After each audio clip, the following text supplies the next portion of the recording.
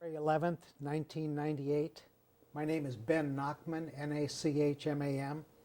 Today I'm interviewing Mary Fellman.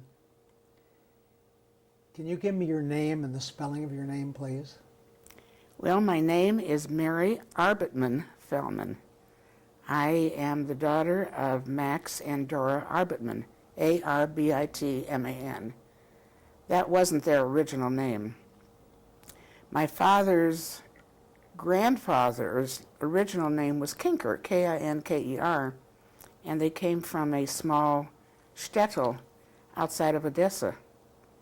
And at the time that the army was taking all the boys for the service, I gather that my grandfather decided to give each of his boys to a different family. And so my great-grandfather's family was Arbitman. That's how we got that name. When did your parents come to this country? I think that my father came about 1905, 1907. I'm not positive about that. My mother came in 1912. My father came through Ellis Island, or whatever was there, Castle Garden, I guess it was, and landed in New York. Eventually came to Omaha because he had relatives in Omaha who he thought was going to give him a really good job or, be nice to him. My mother came through Galveston.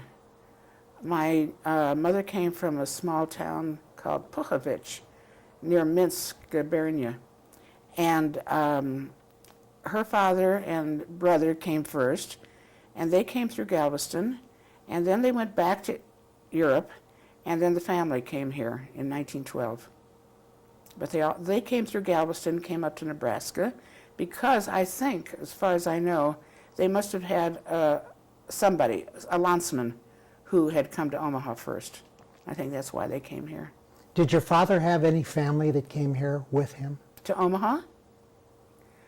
Well, he had a brother, Abe, his older brother, who came during that same period of time and who thought that he was going to stay in Omaha. But their uncle, they had an uncle, Sam Goldware, who was a brother to my grandmother. And he must have looked at my uncle and said, he's a good one for my daughter, only my uncle didn't think so. So he quick picked up and he went to San Francisco. Other than that, my father had some cousins, Goldwares. Joe Goldware, Jake Goldware, all of the Goldwares were his relatives. Steinbergs, they were all related. They all came through the Goldware end of the family. Did you have a lot of family here in Omaha growing up? I think that we had family. I don't know if it was a lot. I know there's some people who have dozens of relatives. I don't think we had that. My mother was a Freed, F-R-E-E-D. Her father came from Minsk, Gubernia, and her mother also. Her mother was already sick by the time they got here, and she died in 1914. In fact, I just had her gravestone redone at the Pleasant Hill Cemetery, because every time I would go to the cemetery and see the stones, I couldn't read hers because it was in fading Hebrew. And so I had it turned around, and I had her name put on it in English, Miriam Cosden Freed, and the date of her death. And so she died in 1914. My mother had her brother Sam, her brother Joe, her brother Shaw, and her brother Harry. And so when her mother died, she was left with the responsibility of raising them because her father went off and got married again. And so that was one part of our family. And my father had cousins. He had cousins. Goldware, Steinbergs, those people. How did your mother and father meet? I'm not positive. I think that they had a friend in common. Jean Deitch's grandmother, the old lady, Mrs. Katz, was sort of a shotgun kind of a person, and she was very good to my mother and to their family. And my father had some friends here whose name was Robinson, I think maybe they were related, but I'm not positive. And somehow or other they met. And they were married June 11th, 1916. Where were they married? Well, they were married at the Kapuya Shul, which in those days was really a church that had been made into a synagogue on 24th and Nicholas Street. And my mother always said that she cried all night long the night before she was married because her mother had died, and that she stood on her feet all night long and made gefilte fish to serve at the wedding because my father wanted to be sure that his relatives thought that he was marrying into a very good family, you see. And so they had a beautiful wedding, and I have the pictures of the way they both looked, and my father wore a top hat, and my mother wore a beautiful white dress and all that. Very interesting that they were married in the style that pleased my father. How old were they when they married? She was 21, he was 27. And he was awfully cute. He was a great guy. They were both wonderful, wonderful people. And he made a living in a grocery store. He had a store on 16th Street for several years, and then they moved to 29th and Spalding, where no Jews lived. Well, that isn't exactly true. The Morgans had a store on 28th and Sprague. Joe Morgan, that's Sally Wenger's father. They had a store on 28th and Sprague, and I think there were some others in the neighborhood, not too close, but he had a store there, my dad, and he was there from about 1917 or 18 until 1950-something, 57, I think, when he closed the store. Well, he didn't really close it. He sold it to Joe somebody, who I can't think of right now. And, but he had what he thought was a thriving business. He was a wonderful grocery man. He had this small store with all these customers who were on credit, and everybody would charge. And he would always say, don't worry about them, they'll pay. And you know, the truth of the matter is they all paid up by the time he closed the store. They didn't always pay otherwise. And I'd go into the store when I was a kid. When I went to school, I went to Druid Hill School. And Druid Hill School was across the street on 31st and Spalding, across from the fire station, which was right across from our house. And every day after school, I would go to the grocery store and I would get a Hershey bar. This was my practice, you see. And eventually my father let me stand at the cash register and make change. That was a big deal. That was a big deal. He had a marvelous way of looking at a charge account and going straight down the line and adding it. I mean, it was just fantastic. And he was a very, very jovial, warm kind of an individual who never let you really know what was going on inside. You mentioned that his first store was on 16th Street. Do you remember where on 16th? Someplace around 16th and between Locust and Sprague, but I'm not sure exactly where. But he was in business with B.B. Marcus's father and Burstein. And then I'm not sure what happened. I think that my uncle, Sam Freed, who was my mother's brother, must have come to my father and said, I think you could do better in a different neighborhood. And I think they just sort of dumped Mr. Marcus or Mr. Burstein and moved to 29th and Spalding. And that's where I was born. They had the grocery store with an upstairs to the store and a sort of a barn in the back. And that's where my mother brought me when I was born. Do you remember that grocery store? Oh, yes. Tell me about it. It was, see, I think that I have dreams of what things were, and they weren't really that way. I think that I used to think this was the greatest store. My grandfather drove the truck for them. First he had a horse and buggy, but then he drove the truck for them to deliver groceries. And it was a small store, but I thought it was humongous. And they used to put Christmas trees out in front during the Christmas season. And my Uncle Sanfried was the butcher. He would stand in the back and he would butcher all the meat and all that. And they were the friendliest kind of people. You know, a person would walk in, they would always not only say, hello, how are you, how's your family? It was sort of a schmaltzy kind of a relationship. And his customers loved him. And he had big families. One family was the Babers. They were Catholics, and they lived up the street over on 30th and Sprague, I think, in a small house with 12 kids. And my father would always say to me, look how beautiful she is. She has 12 kids, you know.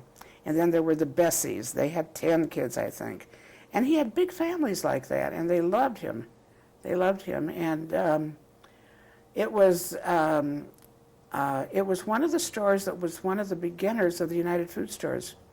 When the United Food Store started, my father was involved with the Associated AG stores, and he became one of the top men in the United Food and was very active in that, used to run to their meetings and come home from work. He would come home from the store every day and go into the bathroom and sit on the bathtub and wash his hands. And I would go into the bathroom and sit on the toilet seat and watch him wash his hands. And I can see it even now, like today, he would go, you know, he would, like this, he would wash his hands and wash his hands. And once he came in the house and sat down at the table, he never talked about business. Never. He never brought home his problems, never said to us, so-and-so doesn't pay, or I didn't have a good day, or I don't know what I'm going to do. None of that. Once he closed the store, he was through. He used to have a habit also of going to the barber shop to get a shave. This was his luxury. He didn't like to shave himself. And he was bald-headed.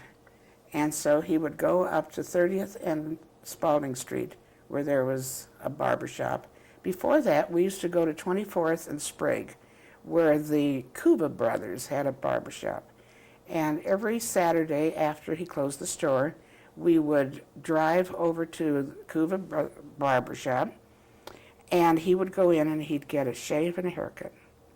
And then my mother would have already packed some Swiss cheese sandwiches, and we would drive over to Phil Giles' near beer or whatever it was, and my father would get a near beer, and we'd sit in the car and we would eat the sandwiches, and we would have root beer.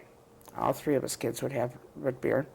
And then we would drive to South Omaha, where my father's cousin had a grocery store, Joe Goldware. He had a store at 2301 Madison. And we'd drive all the way to South Omaha on Saturday night. This is when I was a kid, you know, growing up, and you didn't have air conditioning in the car, and the smell of South Omaha was humongous. And my father would have the window open, and he would say, that really smells good, doesn't it? And then we'd go to the store of Joe Goldware, and Joe Goldware would still be open. He'd have a grocery store, and they lived on top of the store. They had a sort of an apartment up there. And he wrote poetry. And he would read my father the poetry that he wrote during the day when he wasn't busy. I mean, this was a whole, every Saturday kind of a thing that we did. It was a sort of a tradition with them that the two cousins, they were first cousins, would see each other, they loved each other, and would talk about how the business went today. It was a very interesting relationship. You mentioned Phil Giles. Where was that located? 16th and Corby or someplace like that. I think the building is still standing there. Did you have brothers and sisters? Yes. I had a brother who was a wonderful, wonderful young man who was 22 months younger than I, and who was just a great guy, great guy. And when he was growing up, he was very involved in AZA. He was very active in AZA. He went to Creighton University, and somewhere along the line, he had scarlet fever. And I don't know what it did to him, but I think it left him with some kind of a illness or a weakness that we didn't know about. And when he was 22, he went to the CCC camp at Halsey, Nebraska, and he was there 6 weeks. And they called us up one morning and said he died. He was 22 years old. He was beautiful, beautiful. He was about 5'10", and in our family, 5'3" was already tall, you know. And he was really almost engaged to Charlotte Nog Slutsky, and was very big in AZA and at the JCC, and all of those wonderful, wonderful things. And all of a sudden, he was gone. We went through a very, very trying time with that.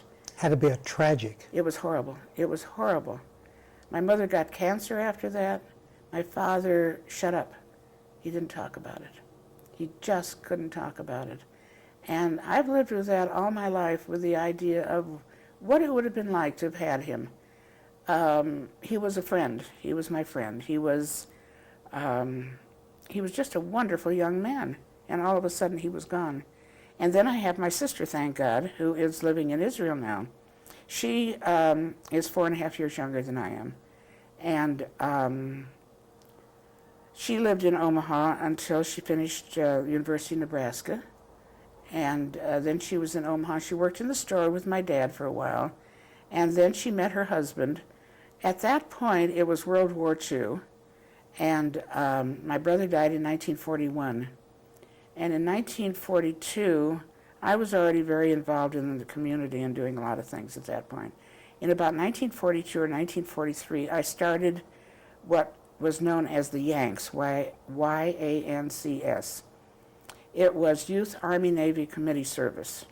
And we had about 250 women, supposedly single young women, who were home because either their boyfriends or, you know, the fellows that they went with were in the Army, and they became volunteers. And we had a canteen at the Jewish Community Center. We had great big parties for the soldiers, all the soldiers coming through. I ran that for about 3 years, 1945, when the war was over. We stopped it. But I had over 200 people who belonged and who would come on Sunday morning for brunches and serve the boys. And then we'd have dinner parties with orchestra or some kind of music, I don't know. And one day, my brother-in-law-to-be walked in, and Harold Katz was the director of all that at that time, and Ruth Neuhaus, who we worked very closely with. And this fellow said, I want to meet some of the girls here. So he said, well, Mary's sister is here and a couple of her friends. And so he introduced him, and he saw my sister, and that was it. That was it. They dated for a while, and then he went overseas, came back, and they got married. They were married, in fact, February 18th will be 52 or 53 years, 53 years. It'll be 53 years that they've been married. And they live in Israel, and that's why I'm going to Israel, to see them. And they come back here once a year. And she has 4 children and 12 grandchildren. And we're very close. We talk every week and just bring each other up to date on what's going on. How long has she lived in Israel? Well, they started going to Israel when their daughter got married and went there to live. Their daughter went to Israel in, I don't remember how many years ago, when she was a junior at the University of Nebraska. And she went there for a year. While she was there, she met her husband-to-be on Kibbutz Nan, N-A-A-N, and came home, and he followed her back to Lincoln. They lived in Lincoln. My brother-in-law was the director of institutional research at University of Nebraska. And so they lived in Lincoln for about 21 years. Which was marvelous for us because we were delighted to have them. They had lived in Denver and in Reno, Nevada, and in Oak Ridge, Tennessee, and all of that. Anyway, they were in Lincoln, and Miriam went there, and then they came back. She came back, and Avram Kluska is his name, followed her, and they got married in Lincoln in February. Oh, I think it's February, yeah. And so then my sister used to go back to Israel with her husband to see them. And then he retired at the university, and they decided to stay there for a month, and then they decided to stay for 2 months, and now they stay all the time. They have a very nice apartment there. Going back to your family, Mary, can you tell me how religious your family was? Well, that's interesting. That's interesting. My father smoked, but he never smoked on Friday night or Saturday because that was the Sabbath. And Saturday night he would take a cigar again, but he would never smoke on Saturday. He would not say Kiddush on Friday night because he said, I have to work. My mother would light candles. We would have a Friday night dinner, you know, the chicken and the soup and all that. My mother was a marvelous cook. And he would not say the Kiddush because he'd say, I have to work. And so they were very active in the synagogue. They tried to observe all holidays as best they could. But his feeling was he had to make a living. So he couldn't do all those things. And then he was active in the United Orthodox congregations. And when Beth Israel, when the synagogue on 18th in Chicago, synagogue on 19th in Birch, and the Kapuya Shul and the Adath Yeshurun on 25th and Seward merged and became the Beth Israel. He was one of the builders, and his name is on the plaque there. And he was very, very involved. And when he didn't work, he would go to synagogue all the time. But when he had to work, he didn't. He didn't. But I don't know if I would call him religious in the sense that he would wear a yarmulke all the time or any of that. He didn't. He didn't. But he was a very devout Jew. He would give a lot of charity. All the I think the word is Meshuachs, who would come to Omaha from New York, would always go to his store, and he would always give them money. And then he would send them to my mother so she could feed them. So it was, we were very Jewish. We may not have been quite as religious as some people. And also, when I was 8 years old, my brother was 6. My father said, well, it's time for my brother to start studying for his bar mitzvah. He was 6 years old, you know. So they hired Mr. Rotkovich, who used to come to our house twice a week for 7 years. He came until my brother was bar mitzvah. And so my father didn't always believe that women should have all rights. He certainly didn't, although I sort of taught him, you know, how to do all these things.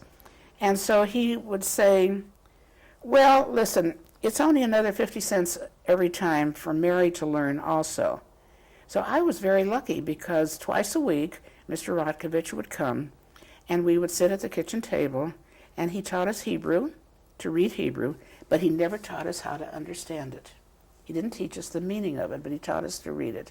He taught us Yiddish, and we could read the Yiddish newspaper, and so we'd take the forewords, which my father took. He would get the forewords and give it to my grandfather, who would then take it home to read. And so we would read the Yiddish paper, so that today I can still pretty much read it. My Yiddish isn't very good, but I can understand it. But this is how we learned. You know, we learned the months of the year. The man taught us. It was sort of wrote, you know, Nisanir Sivan spring, Tamasavela summer. You know, that was how we learned. And so we had an education. We also went to the Jewish Community Center. From the very beginning of when it started, when they first started to build the community center, my folks took us there. They were very community-minded. It was interesting. They were not educated. They were not rich, but they cared about this community. And so they took us there when they were starting to build the Jewish Community Center. In 1924, I think, we were just kids, little kids. And then when I was 10 years old, my mother said to me, they're starting a Jewish Girl Scout troop at the Jewish Community Center, and I think you should go. And so she didn't drive a car, and my father certainly wasn't going to take me during the day, and I don't know that he would have. She put me on the streetcar. There was a streetcar that used to sort of end its trail down by Druid Hill School and the fire barn and where we lived. My folks had built a house on 29th and Spalding. So she'd watch me get on the streetcar, and I would go to the Jewish Community Center, and I belonged to that group for 7 years. I was a Girl Scout for 7 years, for I think the best years of my life as a kid growing up. I loved it. And we had a wonderful troop, troop number 4. We had with Nell Levinson and I don't remember all the names, but I remember the people. Dorothy Weiner. Dorothy Weiner used to take us for walks. I don't know if this is what you want or not. Dorothy Weiner used to take us for walks as Girl Scouts around the Jewish Community Center. Now, in those days, they hadn't built the Knights of Columbus yet building, and the telephone company wasn't there, but there were trees. Or they would take us to Elmwood Park, and they would point out the trees, and they'd say, you see this tree? You see that tree? That's a such and such, that's an elm, that's a whatever. And we learned how to identify trees. And then I used to ride the streetcar to go, and they would say to us, now, see if you can remember 20 things that you see on your ride from home to the center. And so I would have to see a sign or a tree or a car or a house or whatever it was. And then I'd come to the meeting and report on it. And then they also took us to a cooking class at the Nebraska Power. And they taught us how to make lemon meringue pies. Well, my mother was a very good cook, but she didn't know how to make lemon meringue pies. And I came home and taught her. And so all of this is part of my growing up, you know, the Hebrew lessons, and we went to Sunday school. When I was 12 years old, Bethel Synagogue started. And for some reason or other, my father and mother decided that we should go to Sunday school. And so every Sunday he would take us to the center, and we'd go to Sunday school. And I had teachers like Julie Bisnow and Rabbi Goldstein, who were our teachers. And I was confirmed there when I was 15 years old. I was confirmed with Pearl Ossoff Gross, and I were blessed at the same time. And I've always said to Pearl, he must have said something to you more than he did to me because you were always so beautiful, you know. She still is. And we went to class when we were in high school. We used to go every Wednesday afternoon to a class, and I can remember sitting there and taking my glasses off because I thought I looked better without glasses than I did with them, you know, and we'd have these wonderful discussions. And then when I went to college at the University of Nebraska, I would come home and we'd have these evenings at Rabbi Goldstein's house. And I'd go there and they'd say to me, here's a bunch of apples, will you polish them up so we can put them out for everybody? And we would have apples to chew on, and we'd sit and have these very deep discussions about things Jewish. So it's been there with me all the way through, all the way through. You mentioned earlier about when your brother was getting his Hebrew lessons, and you got yours for an extra 50 cents. Do you remember what it cost for your brother at that time? Oh, I think it was probably $1. Per lesson? I think it might have been. It wasn't expensive. To us today, it doesn't seem expensive, but it was in those days. And Mr. Ratkovich used to go from our house to Jerry Gross's house to teach him. Jerry lived on about 24th and Ames, around that area. And Mr. Ratkovich was a little man, very meek, very, very nice little man. And he would call up from our house to Jerry's, and at that point, Jerry's name was Seaman, S-E-A-M-A-N. And he'd call up and he'd say, hello, is Seaman there? Seaman would be at the other end of the phone, and he would say, no, Seaman isn't here right now. And this man would hang up. And he'd turn to us and he'd say, I think it was semen. But this is all part of our growing up. My mother was a wonderful cook, and so she always had the family over. And she really didn't teach me how to cook. She showed me. I mean, I did dishes and I did all that kind of stuff. She didn't teach me. But I knew what it was to be a hostess because she did it. And the interesting thing is that she wasn't trained that way. She just, that was it. My father and she were the sort of the pets of their family here. And my father had an aunt who was a Mrs. Rabinowitz, who was a sister to his mother, who didn't like her family too well, but she liked my father. And so my dad was always very good to her. And when she was already, maybe she was only in her 70s, maybe she was in her 80s, they used to rent a room for her over on 20th and Clark with a Mrs. Novak, who was a widow. And every Sunday, my father would pick us up at Sunday school and take us over to see his aunt, and we would visit with her. One day she had a stroke.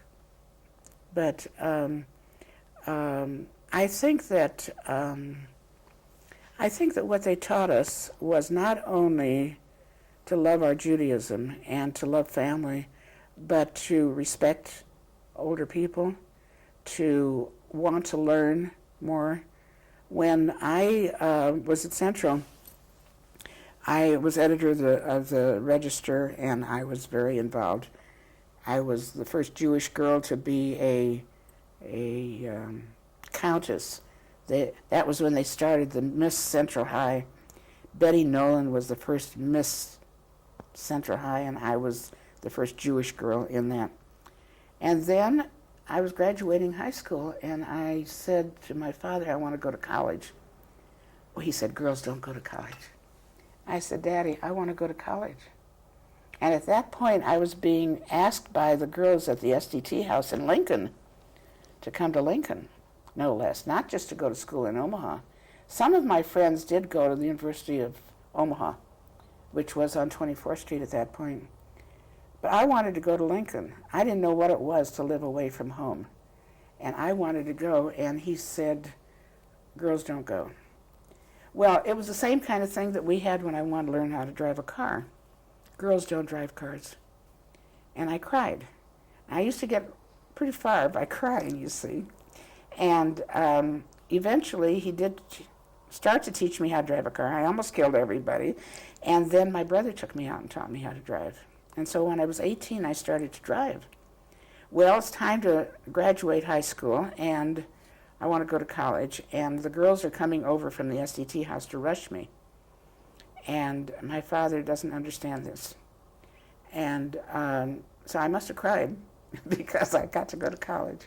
So I went to Nebraska for 4 years, and then my sister also went. My brother went to Creighton, though. Tell me about going to Central High. Oh, I loved it. I loved it. But I wasn't one of the kids. I wasn't one of the popular kids there. I was, I don't know if it was because I came from North Omaha, and I didn't come from Dundee, and I didn't grow up there. I didn't know all those people. I didn't belong to a sorority. At that point, they had KT and UT. I was rushed by KT. I was not rushed by UT. And I decided if I wasn't rushed by UT, I wasn't going to join KT, and so I didn't join anyone. But I was very active in many things at Central High School. And I had a wonderful journalism teacher, Annie Lane Savage, who was my friend, and who saw to it that I got all kinds of honors and all of that. And so that was part of my life, and I was involved in organizations.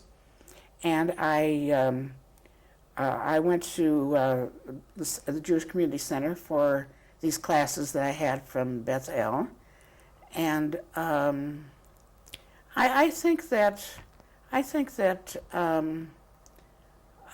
wasn't a popular kid.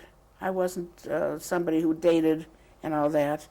I used to go home after school. I didn't know that everybody went to the Jewish Community Center. Everybody went out this door to go to the community center. I went out the back door and took a streetcar, and went home. I thought that was what you're supposed to do. But it was a good time. It was a good time. I loved Central High School. Did you have any particular close friends that you recall? Yeah, I had an interesting experience with friendships. When I was 12 years old and I was a Girl Scout, which I loved dearly, I went to a sort of a gathering of Girl Scouts from the whole city. And they had it at the church on 40th and Cummings, St. Cecilia's, I think. While I was there, this girl walks up to me and she said to me, "Are you Jewish?" And I said, "Yes." And she said, "Well, my name is Fellman Kulikovsky." That was Harry Kulikovsky's daughter. And she said, "I'm a Girl Scout, and you're a Girl Scout," and we became friends. And interestingly enough, she was observant. She couldn't go shopping on Saturdays, and she didn't eat out, and I didn't eat out either. And we became very good friends. And I met Ethelyn, and then I don't know how I did it. I met Evelyn Dansky, and through her, I met Betty Krause. Now, Betty Krause's father was Ed Krause, who was an engineer, and she belonged to Temple. And that was different for me. I didn't know people from Temple, really. And Betty introduced me to a whole group of people, Van Summer and Jean Pepper and all those people, and they used to have luncheons. Now, this was high school days, and they had luncheons at home, lovely luncheons. And I didn't eat out. And so I had a real problem with what to eat when I went there. And I remember going to Betty Krause's for lunch one day, and they had place cards. And her mother said, "Now everybody stand up and read your place card." And my card said, "Little girl who doesn't eat meat, look no further. This is your seat." I've never forgotten that card, you know. And anyway, I got to meet all these people who, all of them are still my friends. B. Summers and Betty Krause and all those people, still friends. After all these years, we're all now 80 years old. Tell me, Mary, what do you recall from the old Jewish shopping street? 24th Street? Oh, that was fun. That was fun. My father used to stop at 24th Street on his way home from the market. See, he would go to the market at 5 o'clock in the morning when he had the grocery store. And I would say to him, "I want to go to the market with you." And he'd say, "Girls don't go." So I didn't go. And then I cried. I found that crying did it. And I got up at 5 o'clock in the morning, and I would say to him, "I want to go with you today." And he'd say, "Girls don't go." And I said, "Daddy, I want to go." I loved him dearly. And so he took me to the market with him several times. And I saw how they handle the fruits and the vegetables and how the men bargained and everything. I saw all that. Well, on the way home, he used to stop at Forbes Bakery on 24th Street and buy a fresh loaf of rye bread and bring it home and come home for breakfast. He'd come home every morning at about 9 o'clock for breakfast, and he'd have fresh rye bread and butter, all the things that were terrible for him. And so that was one part of it. But we went to 24th Street for our meat. We went to Beanstein and Littman, I think it was. And then Turner's across the street would have fresh fish, and the fish would be swimming in these great big tubs, and Mrs. Turner was a big fat lady, and she would sit outside, you know. I can see that whole street. It's right there in front of me. There was the butcher shop, and there was Schuckert's butcher shop, and then Mr. Adler had the deli. Mr. Adler, who was short and fat, and would put his hands into there and get out the pickles, you know. Oh, all of those things are just like it was yesterday. Just like it was yesterday. And one of the things that I did after I was involved with the Historical Society is that we sort of revived 24th Street to show it so that other people would see what it was like and the various stores. Now, we didn't go there to buy clothing. We didn't go there to buy drugs or any of that. But we went there for meat and for fish and for chickens and for bread and to the deli. And that was great. During the years, there were several different Jewish bakeries, Oh, yes. delis, meat markets. Do you remember a lot of them? All of them. All of them. But we didn't go to all of them. My dad went to Adler's because he bought Adler's bread for the store. So we would go to Adler's and we would go to Forbes. Now, we didn't go to Himmelblum's. Don't ask me why, but we didn't go to Himmelblum's. We didn't go to Schuckert's Butcher Shop. We didn't go to any of the others. We went to Beanstein and Lippmann, and we went to Mort Glass's father was in that butcher shop, and my mother liked going to him. They were very nice to my mother and dad. And, in those days, you ate corned beef. You know, you don't eat corned beef today. I don't know, maybe you do, but most of the people I know don't. We'd have corned beef, we'd have tongue, sliced tongue, all of those things that were just marvelous, wonderful. Well, when you went down to the University of Nebraska, what did you study? Well, I'll tell you, I went there because, after all, I was editor of the Central High Register. So I went there for journalism. That was my idea. And I went down, the first year I joined the SDTs. They had a house at 420 North 16th Street, and I lived in that house. I made some very, very good friends. We had a house mother. Her name was Mother Bear. I don't know if you knew a Jimmy Bear in Omaha. And she used to say to me, "How come you're so Jewish? Why are you so Jewish?" And I'd say, "I don't know. That's what I come from." First year I was there, I lost 18 pounds because I had never eaten non-kosher meat. And I didn't know how to eat. I really did not know how to eat. I learned how to eat there, but I lost 18 pounds that first year. And then they moved into a bigger house, which was next to the Kappa Gammas on 626 North 16th. When I talk about all this, I see it as though it's right in front of my eyes. Anyway, I started in with the idea of journalism, but I went into a sociology course. And what I ended up with was a major in sociology and psychology and a minor in journalism. I did not, I don't know why, I did not do well with the Daily Nebraskan newspaper. I used to write for them, but I wasn't good. I wasn't good enough. And I did sociology better than I did, and psychology better. And that's what I ended up with a degree in. Do you remember some of your sorority sisters? Oh, every one of them.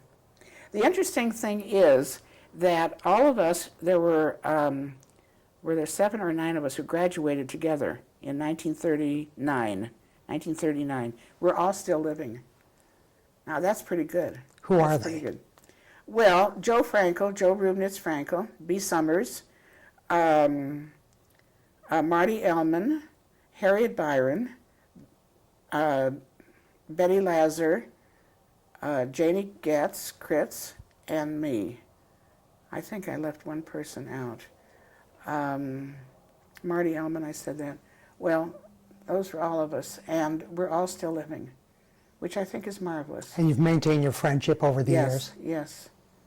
Some of us see each other once a month. We get together. Bea and Betty and I see each other once a month. Sometimes in between, but not always. Evelyn Alperin is a part of that group now. But we've all maintained a relationship. And I've still retained a relationship with the girls I went to high school with. Now, that doesn't mean every day, every week, every month. But we know what we're doing. One of them came back to Omaha. Betty Krause Heyman came home, last year sometime with her husband. And we all got together, and we sat and we giggled just like schoolgirls. We laughed. Betty tells a very good dirty joke. And she has one after another, and we just sat there and giggled all the way through. Now, when did Maury come into your life, Mary? Well, I'll tell you. That's interesting. That's very interesting. When I graduated from the University of Nebraska, I had a call from Laser Kaplan. He said to me, "Would you like to come to work for us at Supercraft Garment?" Well, I wanted a job, and in those days, what were jobs paying? $10 a week or something like that. 1939, before the war.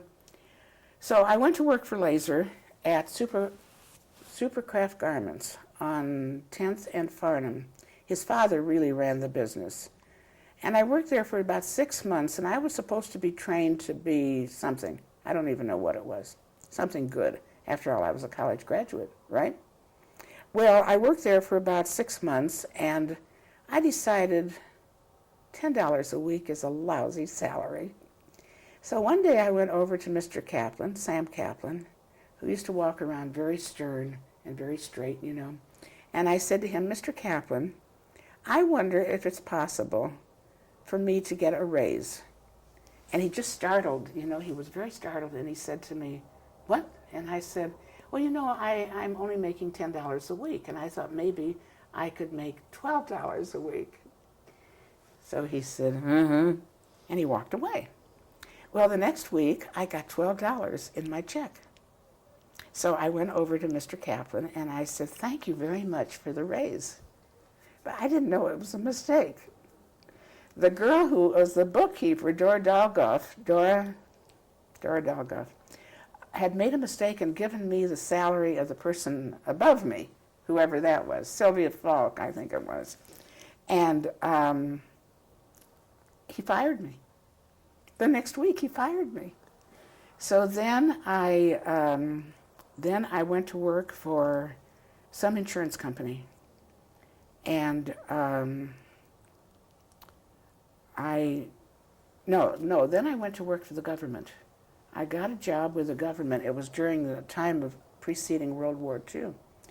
And I worked over on 17th and Howard in the U.S. Engineers Building.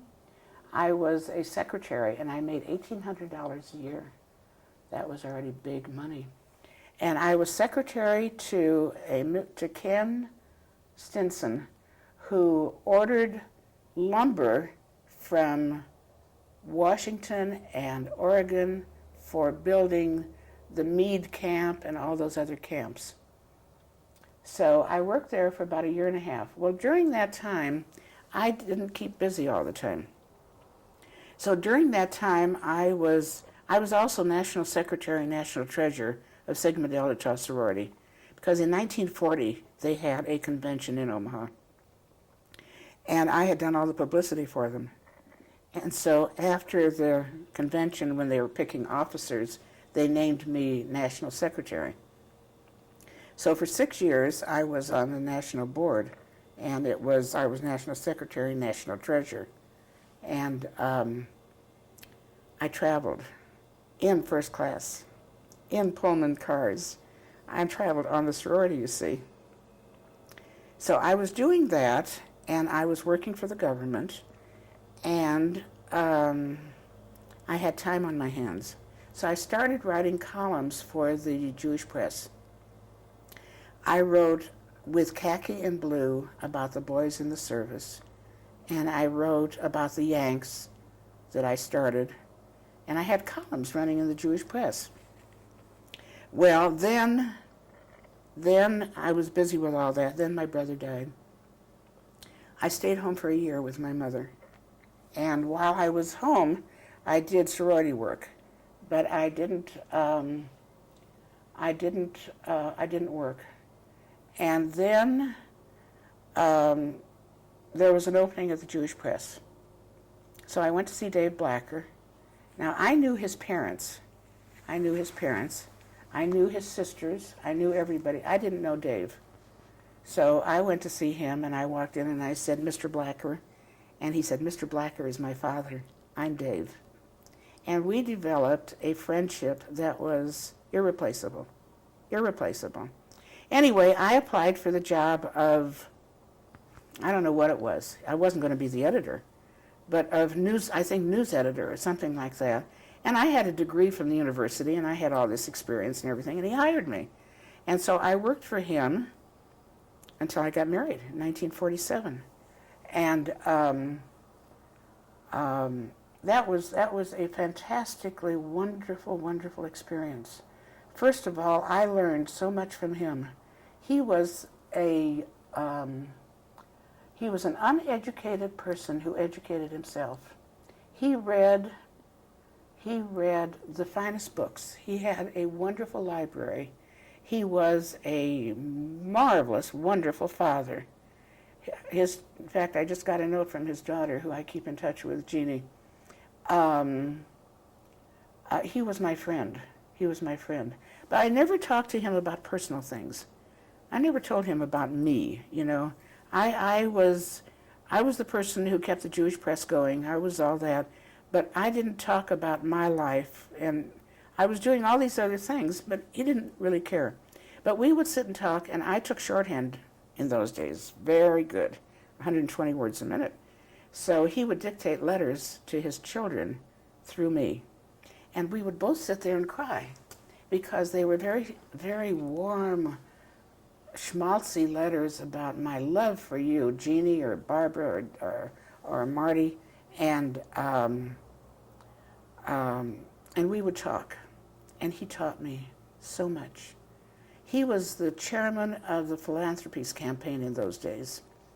And in those days, Gershon Agron came from Israel to speak in Omaha, and all these, Moshe Charette, all these people came. I got to meet them all, you know. And Dave was the campaign manager, the director, and he would give these magnificent speeches. And so I learned from him. I learned all kinds of things. I learned how to do it, how to speak, how to express yourself. And then we would do the Jewish press, and I was the editor then. Harry Mendelson had been the editor. And then, I don't know if he was working for Nog Brothers in those days or just exactly what it was. But anyway, the position of editor became open, and Dave said to me, "You can do it." So I did it. And I wrote all the editorials, and I put out the paper. I used to go, the first time I went to the print shop, it was on 24th and across from South High School. Sun Printing Company. It was a little place. It wasn't as big as this.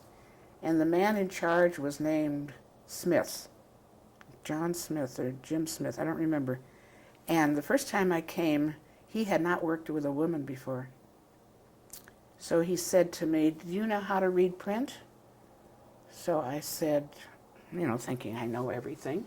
"Sure, I know how to read print." He said, "Come on back here, I'll show you."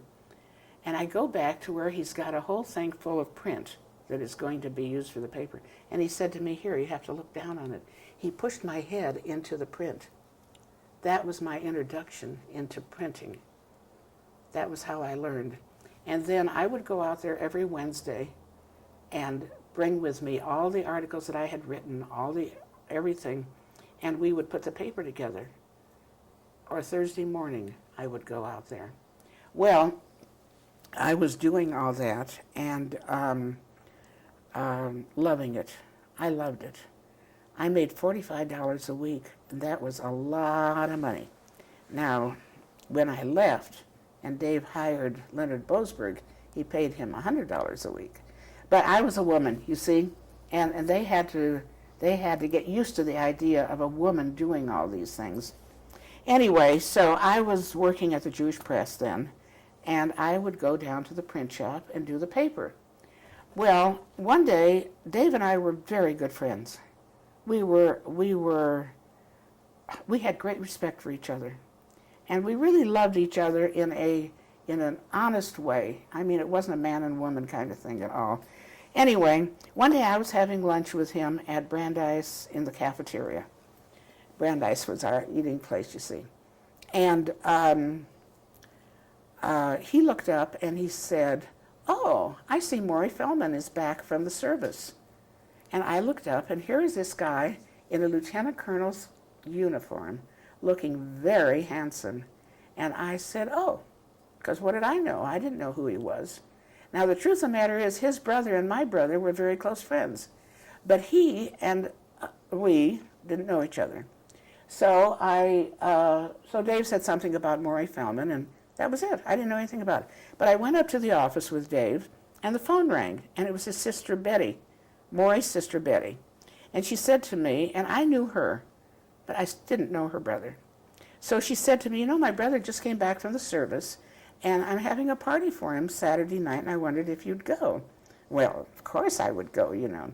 So I went with him, and we hit it off just beautifully because he knew journalism. He knew the newspaper. He used to write for the B News. And he and I got along very well. And so for 6 months we dated as friends. And that's the interesting thing. We weren't in love with each other.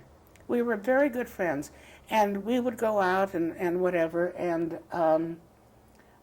he would come down to the print shop and wait for me. And then we'd go to the Blackstone. And the Blackstone coffee shop, you know. And we table hop all over the place. And once on a Thursday morning, we'd go on a Wednesday night. On a Thursday morning, one of his friends called me and said, "What'd you do last night?" And I said, "Oh, well, Maury came down, picked me up, and we went to the Blackstone afterwards, and we had some coffee or something." She called another one of his friends and said, "You know what Maury and Mary did last night?" And told her what we had done, which wasn't anything. This friend called Maury and said, "I know what you did last night." Well, that upset him, and he stopped calling me. And for the life of me, I didn't know what I did. I didn't know what I did. And for about a year, I never heard from him. In the meantime, I used to get fixed up with every Jewish supposed intellectual who would come to Omaha. If he was single, if he was a man, I'd get fixed up with him. Somebody would see to it that Mary had a date with him. And some of them were first-class jerks, you know. Anyway, after about a year, I went bowling with my cousin Phyllis Fried, who lived at our house. And when we were there, Gertrude Rosenblatt Fellman, who was a cousin of Maury's through marriage, was there bowling. And she went home, and Maury was living at her house then, renting a room. He still hadn't found anybody, and he still didn't have a place, you know, a permanent place to live. And she said to him, "You know who I saw tonight? I saw Mary Arbitman. How come you don't date her anymore?" So he decided to call me. Well, I had decided if that jerk ever calls me again, I'm not going to go with him. He had decided that if he called me and I turned him down, he would never call me again. So here we are, these two people, you know, and we're not babies. I'm 29 years old, he's 36, 35, 36. And he calls me on a Thursday night and he says, "How are you?" and all this stuff, you know. And then he said to me, "Would you like to go out Saturday night?" Well, as it happened, I had a date Saturday night with a first-class you-know-what. But I had a date with him, and I didn't have enough sense. I didn't know how to do this. I was really very naive in all that. I may have done all these other things, but when it came to handling men, I didn't know how to do it. Anyway, so I said to him, "I'm so sorry, I have a date Saturday night." And then I said something that I had never said to anybody before. I said, "But I don't have a date next Saturday night." Now, if you would say to me, "How did you do that?" I don't know. I think God was sitting there and he was saying, "Say it, Mary." Well, that did it. That did it, because we went out that Saturday night and 3 weeks later we were engaged. And that was it. And then, of course, my mother said to me, "And you know that Maury went to my parents and asked for my hand in marriage?"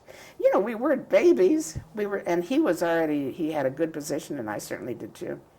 Anyway, what happened was that my mother said, "When I got married, I had an engagement party at Tenoyam, so you have to have one too." So we had it at my father and mother's house. They had all the relatives over, and Rabbi Moshowitz was there, and we had an engagement, and I have the papers. I have the engagement papers. And my father gave Maury a dowry of $5 for marrying me, which Maury carried with him until he died. It was there. It was there. And so that was in September. We went, I think as I try to remember it, how did he ask me to marry him? And I think what he said to me was, listen, Mary, if you want to keep kosher, you can. Now, I think that was what he said to me. And I said to him, yes, I guess. I don't know. And then we went to look for a ring down at Broadkey's on 15th Street or someplace. And we were engaged.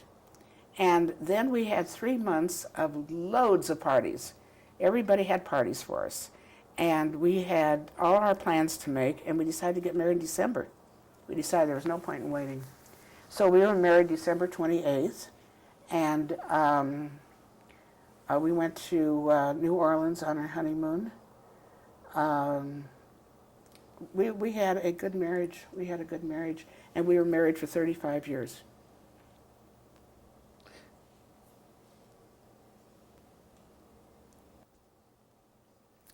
Well, when Maury and I were engaged, I quit my job, naturally, because I didn't have enough sense to know that women could work after they were married. So I quit as of the 1st of December, and we were married December the 28th. And I wrote a very warm editorial for the Jewish press about what it had been like to be editor and what a wonderful experience this had been. And then I quit. And then our wedding was at Bethel Synagogue. What year was that, Mary? 1947.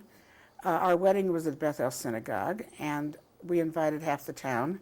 I think there were 800 people there, I swear to you, I don't know. The place was packed. And we had this wonderful wedding. We thought it was wonderful. And then afterwards, Maury and I went to New Orleans on our honeymoon and came back, and we had an apartment at the Turner Court, 30th and Dodge. Who was the rabbi in the cantor? Rabbi Kripke, Rabbi Moshowitz, and Cantor Edgar. Cantor Edgar sang the Shiva Brachas beautifully. Rabbi Kripke was new in Omaha, so he didn't really know us. And Rabbi Moshowitz gave one of these schmaltzy, warm, our Mary is getting married kind of thing. I mean, it was impossible. However, it was beautiful, and we had a reception afterwards, and in the synagogue. I fasted all day the day I got married, and when the wedding was over with, I just about fainted. I mean, I hadn't had anything to eat, you know. And then we had the reception downstairs, and I have pictures of all this. And as I was telling you before, I just did a videotape on our wedding because we would have had a 50th wedding anniversary, which we didn't have because Maury died. And so I had a videotape made from the time we met each other with pictures, with a script, with music, all the way through our wedding and all of the bridal attendants and the reception, and then our family, my first pregnancy, and the family growing up, and pictures. And I had that made for my children so that they and my grandchildren will know what our wedding was like, which I think is quite interesting, Anyway, and then we came back, and the reason we had an apartment at the Turner Court was because Harry Wolf owned that building. Harry Wolf officed on the 5th floor of the Brandeis Theater building where the Jewish Press was. And I can still see him as he would walk down the hallway with his coat slung over his shoulders, and he would stroll down and he was my friend because I worked on the 5th floor and he did. And so when it was time to find an apartment, I went to him and I said, we don't have an apartment. He said, well, I'll get you one. And he got us one on the 3rd floor of the Turner Court. And we had this room. The whole thing was not as big as this living room. And it had a little bitty dining room and a tiny, tiny kitchen and a bed that pulled out of the wall and a bathroom. And that's where we lived. We thought we were in paradise. We just thought that was the greatest thing in the world. I had company there. I cooked.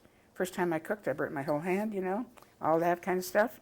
First people I had over was Rabbi and Dorothy Kripke. First people with her mother. And we were on the third floor, and I had to drag groceries up to the third floor. I thought this was paradise. I just thought it was marvelous. Anyway, we were there for, well, Marcia was born when we were married 10 months, so we were there about 6 or 7 months. And then we moved over to 35th and Jackson, and we had the first floor of a house that had been owned by the Polanskis. Mr. Polonsky had a grocery store on 35th and Jackson, and they had, I don't know where they had moved to, but the first floor of their house was, their whole house was converted into 3 apartments. And Harry Freshman lived on the second floor, we lived on the first floor, and Moore Trachtenberg and Shirley lived in the basement.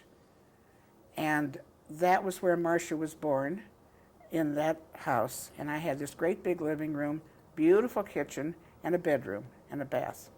And we were the first people in the whole city practically to have a television set, because Maury worked for Philco. And so the first year that Exarban had its ball on television, we had the whole neighborhood over, and everybody sat, you know, on the floor. That was a great place. There were a lot of apartments around there. Evelyn Zeisman lived there, and Janet and Ernie Wintrobe lived around there, and various people. And so we, you know, got to know all these people much better. I knew them before.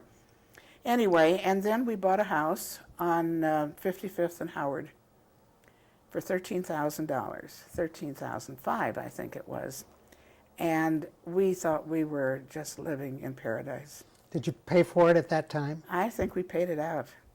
I think we paid it Over out. a period of time? Oh, I think so.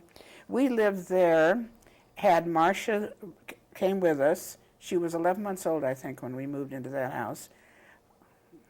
What year was that, Mary? Well, I'm trying to remember, because Mark was born there. Mark was born in 1949. Marcia was born in 48. Mark was born in 50.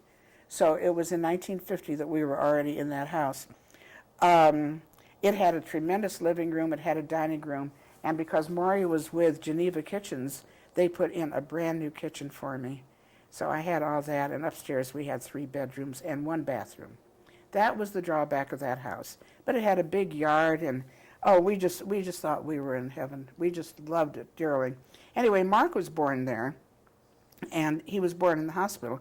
But I came home when he was 5 days old, and we had his bris there. And he was born on the first day of Sukkot. And on the last day of Sukkot, we had his bris.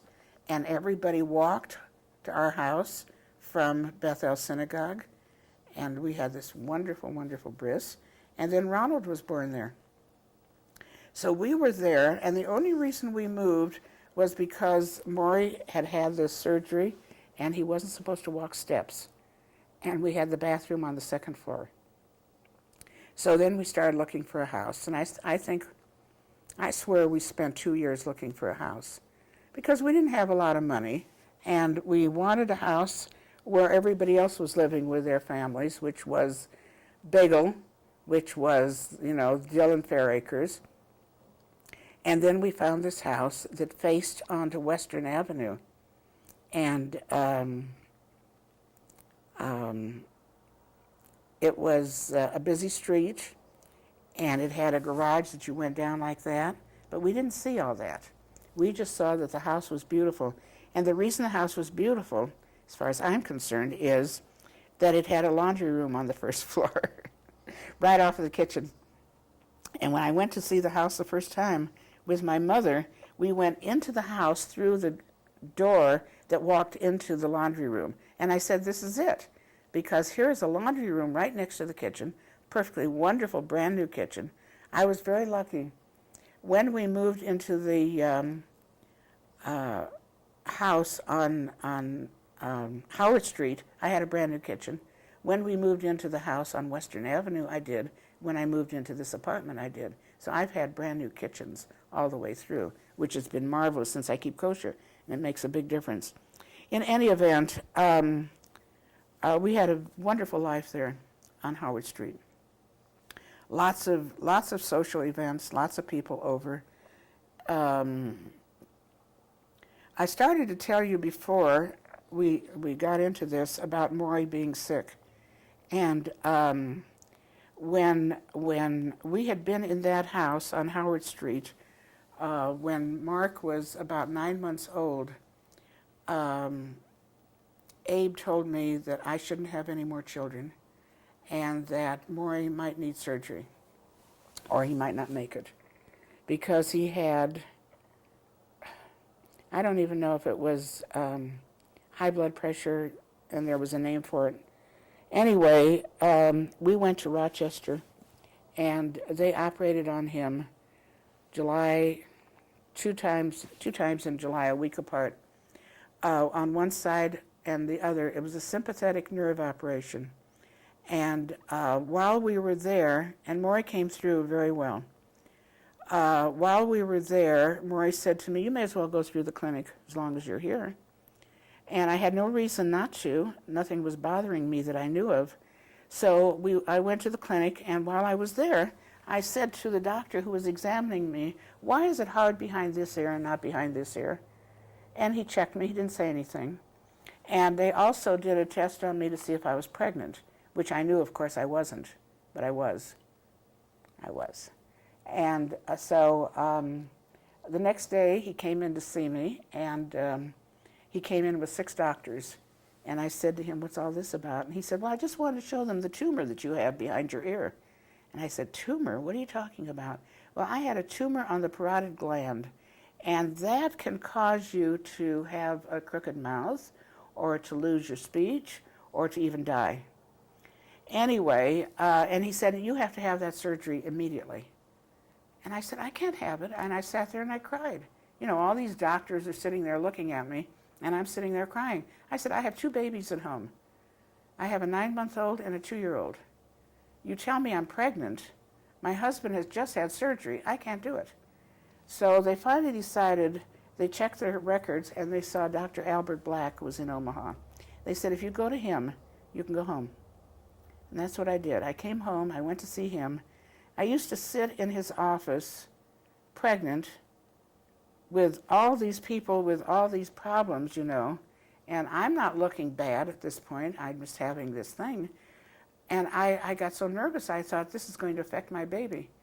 And so I went through all that, and he operated on me, and he saved my life because I never went back. It was mixed. It was not malignant, and it was malignant. But anyway, it was mixed, he said, and he watched me for 5 years, and it went away. And I was very, very lucky because it could have ruined me. Ruthie Sokoloff died from that. What year was that, Mary? Well, it had to be when Mark was 2 years old, 1954.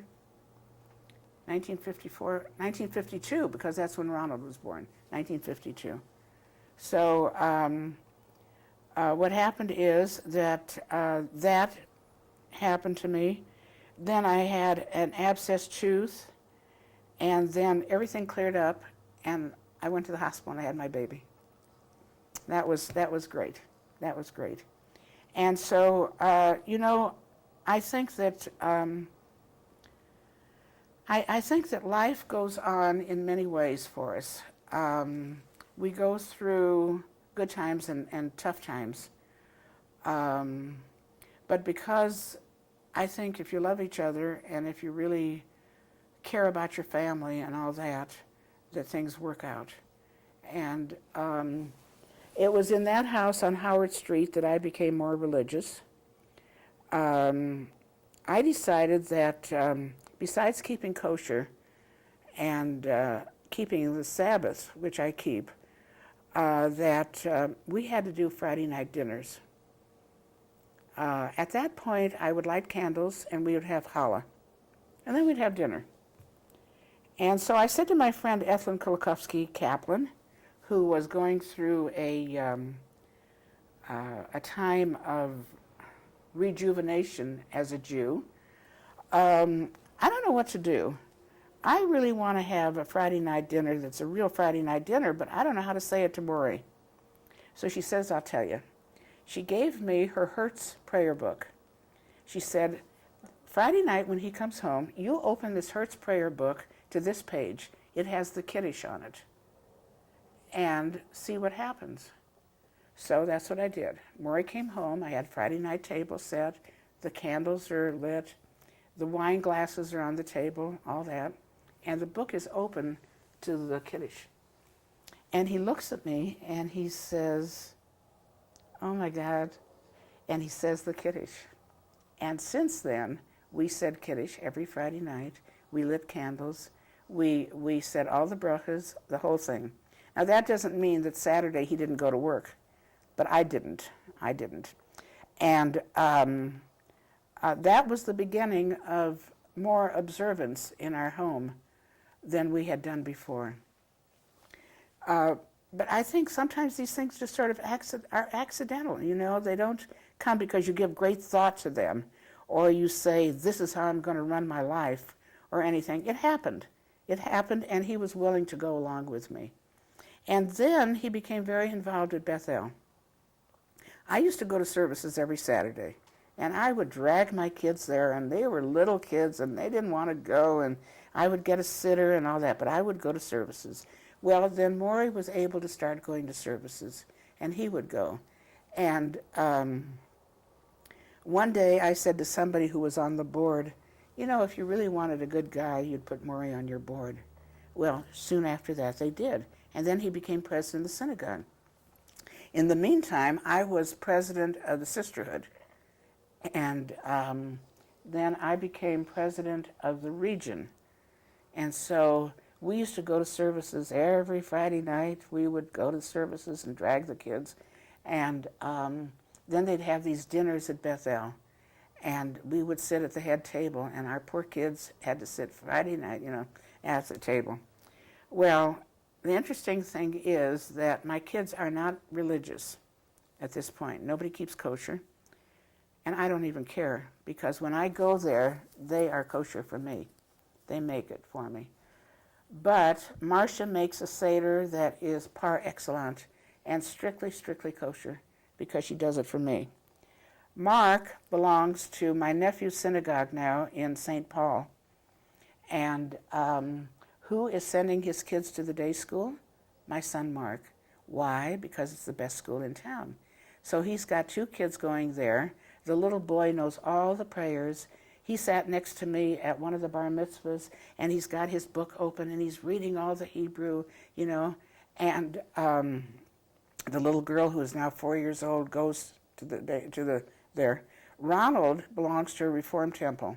So last year, I said to him, I'm coming for the holidays. So I went with him to the temple. It's a Reformed temple in which all the guys wear a tallis and a yarmulke. And their rabbi is very gung-ho everything. And so he's wearing a different yarmulke for every service. He's wearing a kittel for Yom Kippur, the whole day of Yom Kippur.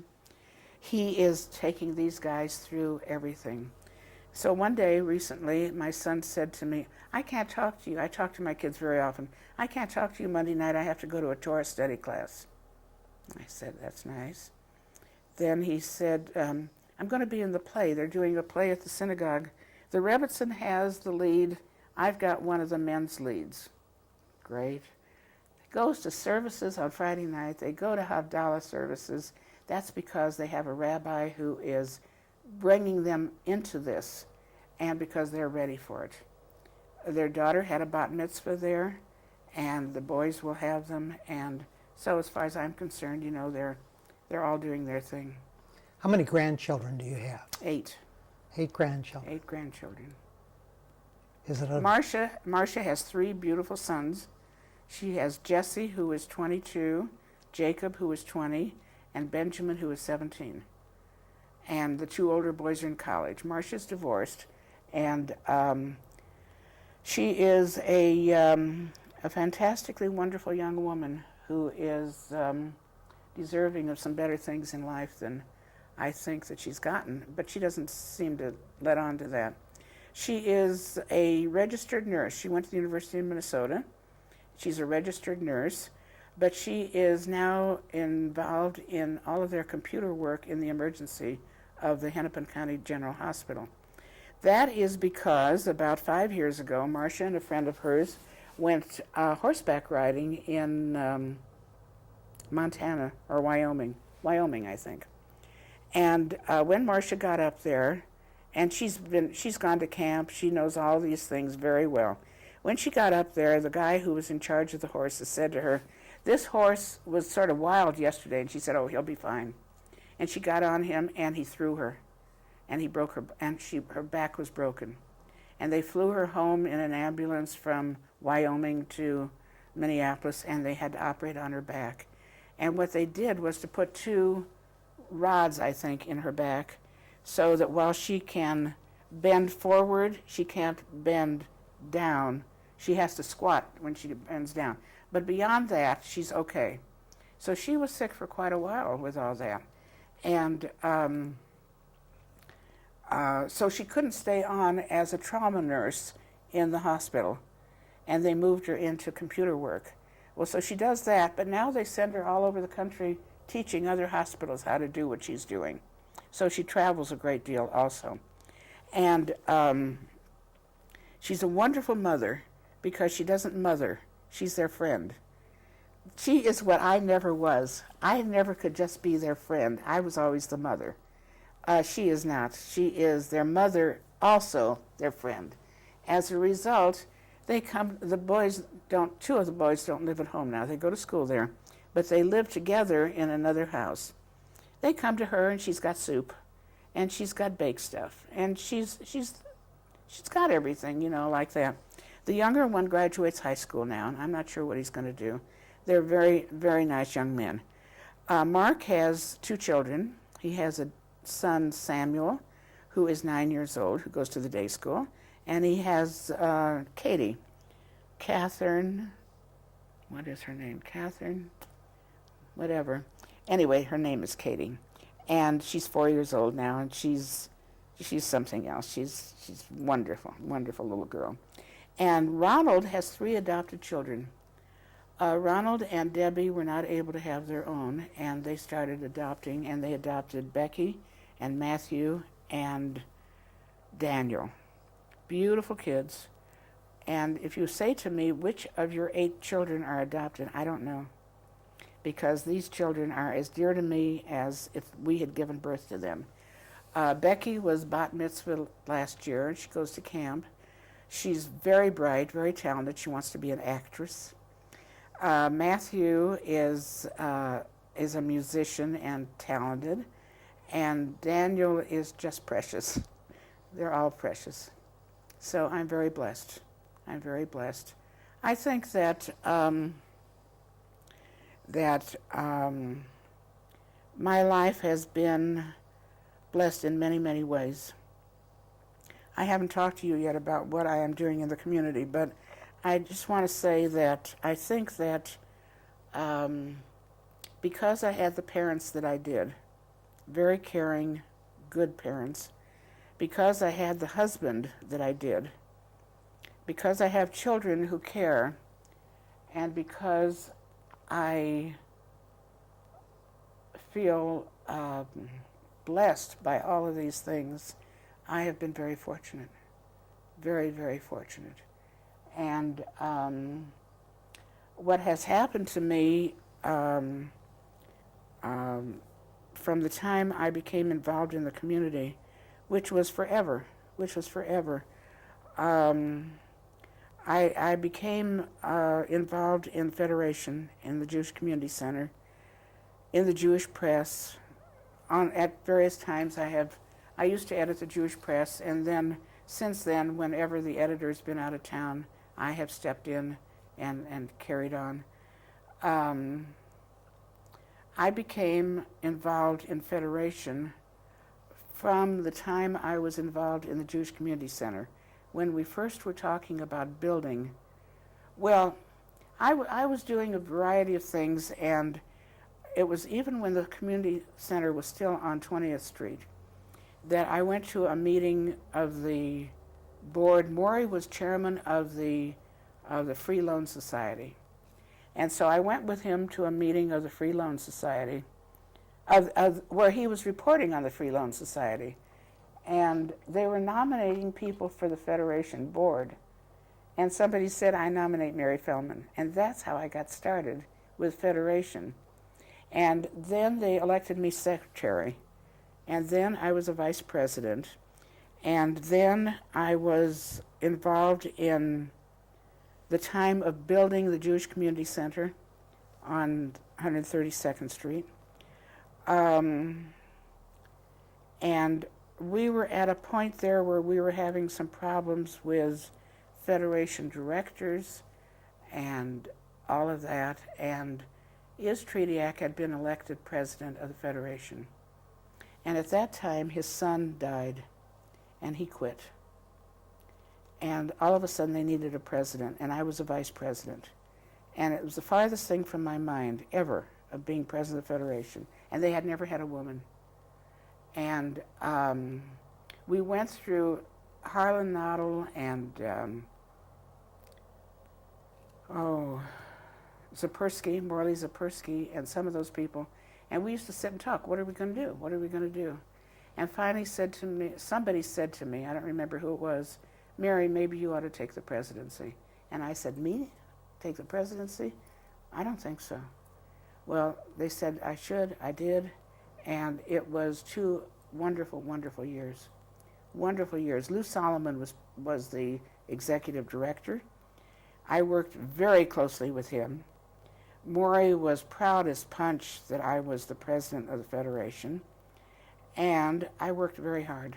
And we did some really good things. I also had started the Vad HaKashrut. When I was the president was when my mother died. I went through a very trying time then because I was elected president in January, and that was when we had a whole big deal about the kashrut of the butcher shops. And we brought in a Vad, what do they call them? Anyway, we brought them in from Boston, and we had these big meetings with the community talking about the kashrut of the butcher shops and all of that. And that was in 1982, I think. Anyway, in May, my son Mark was graduating from law school. And my mother had been living with me for about 1.5 years, with Maury and with me. Maury was very, very good to her, and it was just natural that she should come live with us because she had been sick and all that. And she said to me, I want to go to his graduation. And Maury and I decided that if she wanted to go, she could go. So we took her with us to Spokane, Washington. And we went there for Mark's graduation from law school. Had a wonderful weekend. Got there on a Thursday, I think, Friday, Saturday, Sunday, we were together. He graduated on Sunday. It was Mother's Day. I'm trying to remember, it was 1982. No, it was 79, I think. I'm trying to remember the date. Anyway, we had a wonderful Mother's Day and his graduation, and we were all together. And that night, my mother called all of her relatives all over the country from Mark's apartment and told them what a wonderful, wonderful day she had had. And the next morning, we were in this hotel, and I was getting ready to leave with Maury to go to Portland, Oregon to see his relatives. She was getting ready to go back with some other people who were there for their son's graduation. The Cutlers were there. She was going to go back with them. And I went into her room, which was next to mine, and she had on a different dress than she had planned to wear. And I said to her, how come you put on that dress? And she said, "Oh, I just decided to change." What happened was that she was probably having a heart attack, and her dress zipped up the front, and she could zip it, whereas the other dress was in the back. So I said to her, "Well, here, I'll get you some orange juice." I went to get her the orange juice. I came back, and she's sitting on the floor with her head against the bed. And I said to her, "Mom, what's the matter?" And she said, "Nothing, nothing, I'm dizzy." And she lay down on the floor, and she died. Just like that. She lay down on the floor, and she was out. She was out. We called the emergency, went through that whole thing. And that's what happened. It was in May, and I'm president of the Federation. I am having to do all these things, and I can't function. I went through the worst time of my life when she died. The worst time. It was almost impossible for me to get through. I used to get up in the morning and vomit and cry, and go to a meeting and run a meeting and come home and vomit and cry.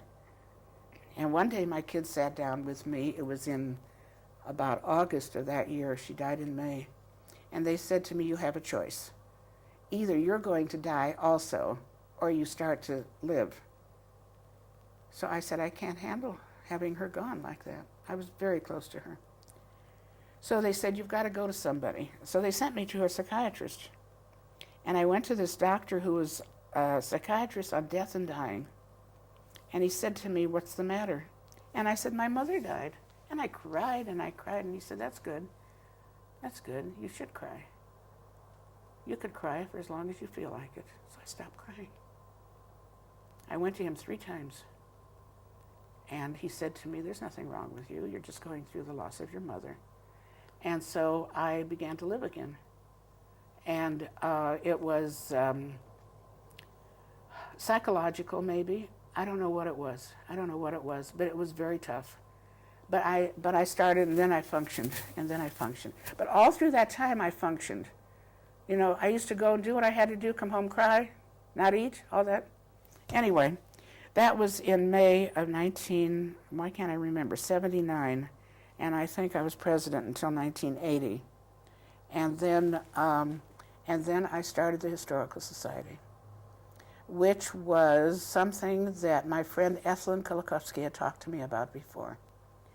When I was president of the Federation, I went to Miami, Florida, as the president.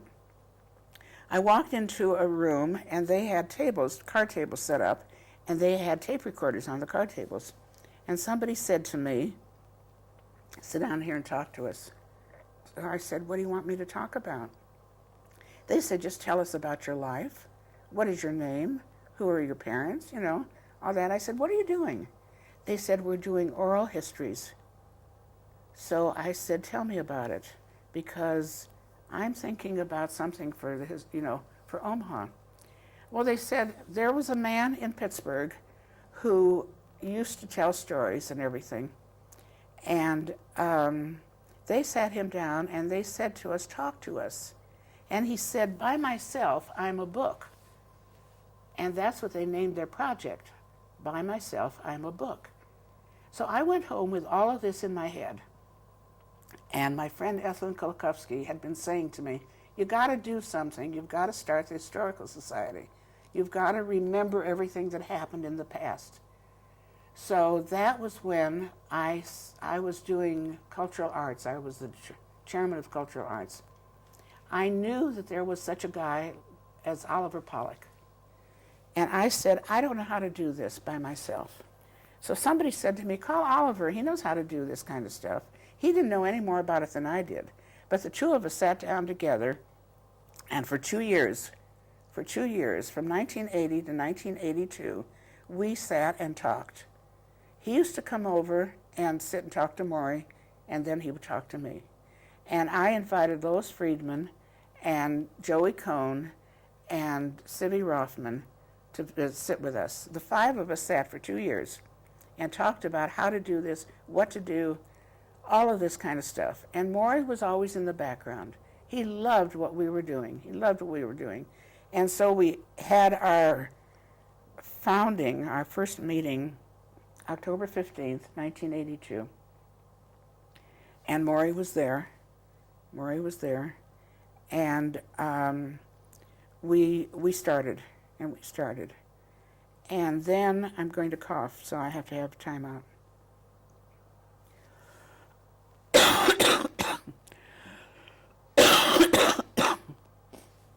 Okay. We functioned for about 4, 5, 6 months. And in March, Maury died. He had his tonsils out on March the 8th. Not his tonsils. What did he have? Oh, he had a, with the eyes, what do I want? What word am I looking for? Cataract. Cataract. He had cataract surgery. Came through it just fine. Came home and developed what must have been a cold or the flu or something. I don't know what it was. Maybe it was the beginning of what happened to him. Anyway, and I didn't take him to the doctor. I didn't call the doctor. I finally called the doctor and said, I don't know what. And he said, give him aspirin. It was not a major thing.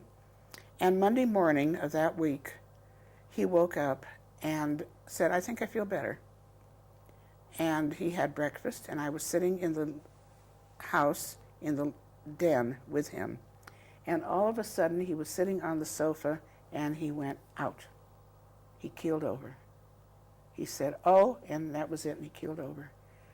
And first person I think I talked to was Oliver. I called, I said, I don't know what to do. He said, you better call the rescue squad. So I called the rescue squad, and Maury died that day. They took him in. They brought him to. They took him in. They said he has in the aorta, he had a broken something. And the doctor took him in for an angiogram. During the time of the angiogram, he passed out. They came running back to me, and they said, we have to operate or else he won't make it. So then I had to sign papers and all that. They operated, and in 10 minutes they came out and said he's gone. And that was it. 1, 2, 3, he was gone. So here I am with Maury gone, my mother gone, and the one thing that is keeping me busy is the Historical Society. And so after a number of weeks of being able to go back and all this, I really sort of, I don't know if it adopted me or I adopted it.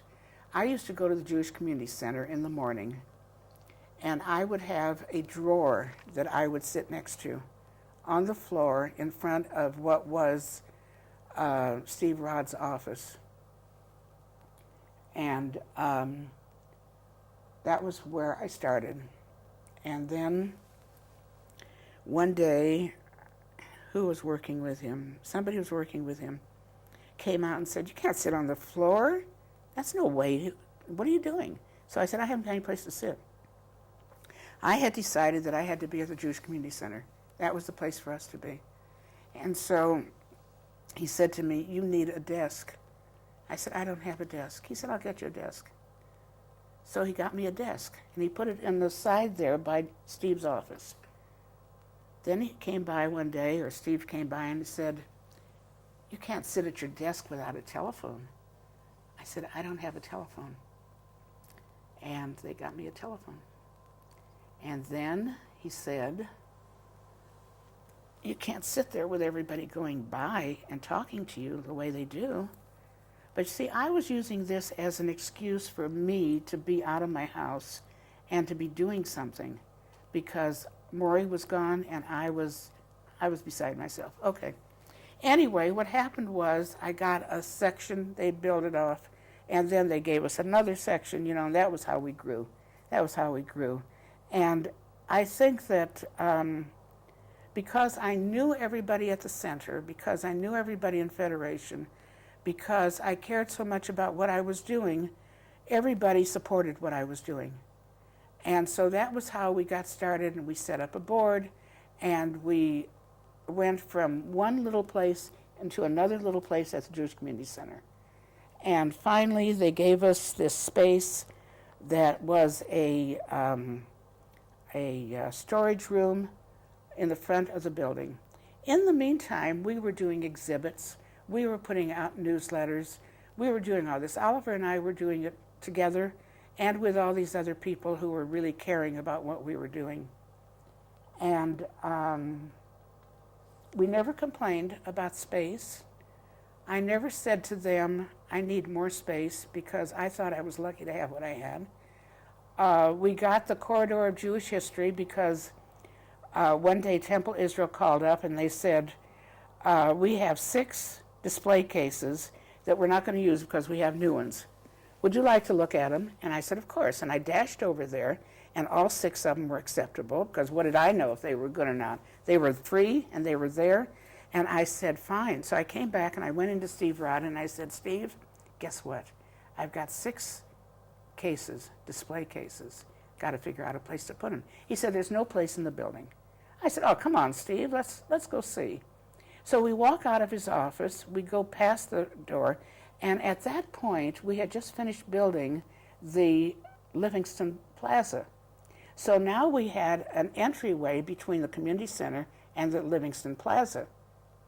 So we're standing there, and Steve looks at this little area there that we've got, and he says to me, you know what? You could have a little museum in here. So I said to him, okay. I dashed out, and I called Oliver. I said, Oliver, do you know what Steve just said to me? That we could have a little museum in here? He said, oh, a Corridor of Jewish History? And that's what we named it. And that's how we got that. And then we decided to do an exhibit on the history of the Jewish organizations. And at that point, Alan Potash was at the center. And he said, I'll work with you. And he and I put that exhibit together. Now, we knew nothing about exhibits, but we did it. Now, it hung in the gallery of the JCC, and then there was an empty wall. So I said to one of the fellows, do you suppose we could use that wall for a while?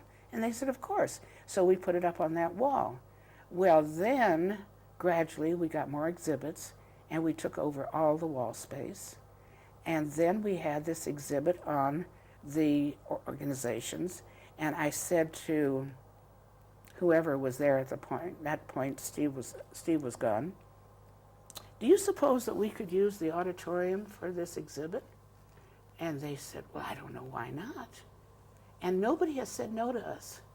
That's the interesting thing. Nobody has said no. And I think the reason for it is not because of me, but I think it's because it added beauty to the building. It added history to the building. It gave people something to look at. So now in the auditorium, you have 2 walls covered with the story of the organizations of Jewish Nebraska. You have all of our other exhibits that are on all the other walls, and we're taking over more space because nothing was on there. So when I would say to them about our Jewish landmarks, listen, where are we going to put this? Could we have this wall? Somebody would say yes.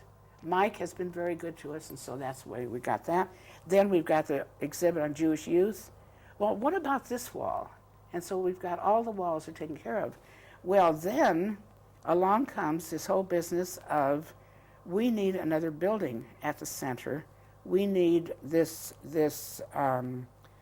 Center for Jewish Education, Jewish Learning. And I was on the Planning and Evaluation Committee. And they said, that's what we need. Mary, you go out and raise the money. I had not raised big money until that point. So they said, I think that you can go to Phil Klutznick. He'll do it. He'll give you the money that you need. So Steve Rod and I talked to Phil Klutznick for 2 years. We got no place fast. No place fast. Then we talked to other people in town who were very nice to us. We didn't get through their front door. And then somebody said to me, I think that if you would talk to Dan Gordman, he might listen to you. So I called up Dan Gordman, who didn't like me. When I was president of the Federation, he dropped off the board. If you ask me why, I don't know. I don't know what I did to him. But he got mad at me about something, I don't know. Anyway, I called him up and I said, Dan, can I come and visit with you? So he said, sure. So I went there. I went there at least a half a dozen times and never mentioned what I was coming for. I heard everything about his relationship with his wife. I heard about his life as president of Beth Israel Synagogue. I heard about his business. I heard about everything. And I would go back and go back. And we became very good friends. And finally, he said to me one day, "So what do you want?" So I said, "We want to build a building that would be a building where the library would be and for the day school and all of this kind of stuff." And he said to me, "How much money are you asking for?" And without being aware of what it was doing to me, my guts, I said to him, $1 million. Now, if you think that I had ever said $1 million or $100,000 or anything to anybody, I never had. And I say to him $1 million, and he doesn't bat an eye. And he said to me,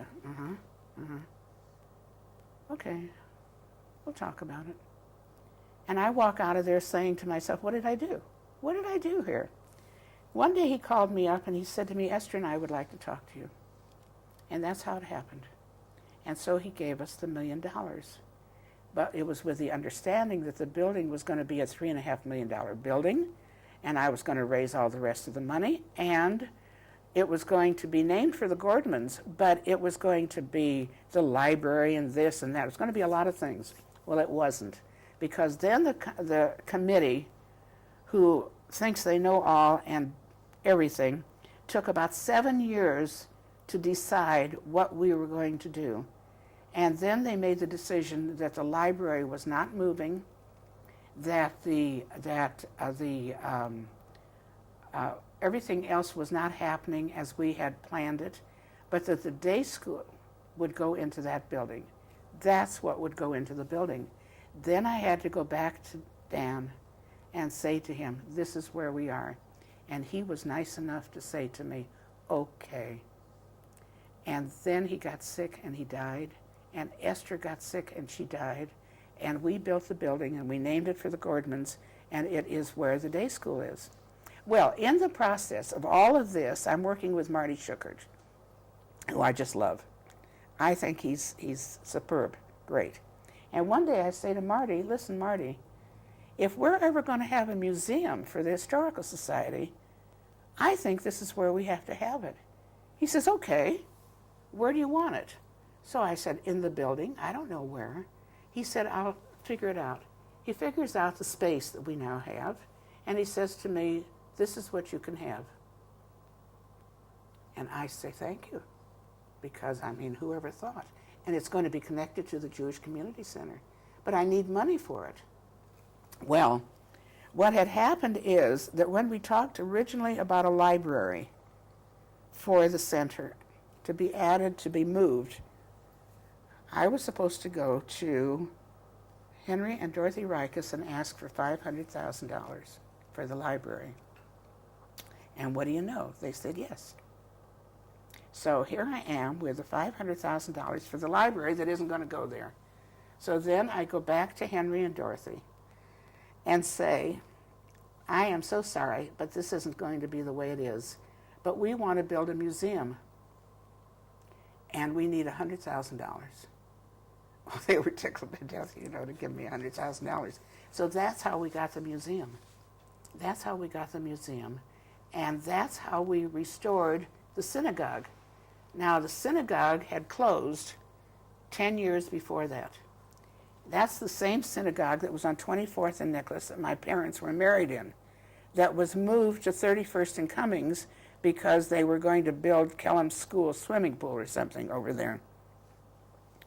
So it comes time for this synagogue to close, and I get a call from Bill Gradinsky and from Jake Wine that we're going to have to close the synagogue.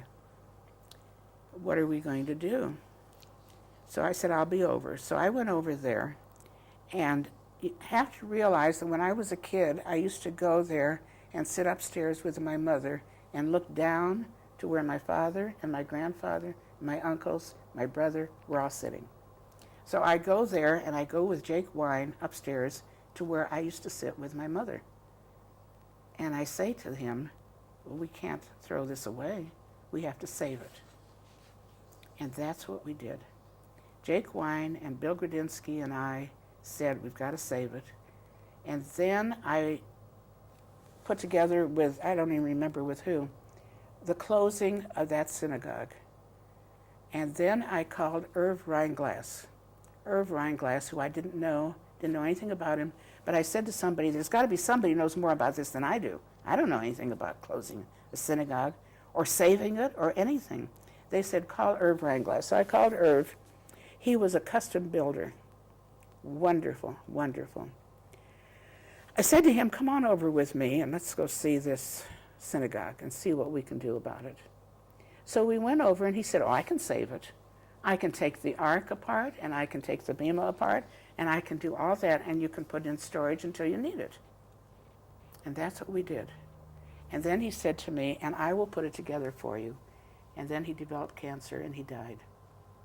So we have all of this in storage for 10 years at Igo Van, and we pay storage fees and everything.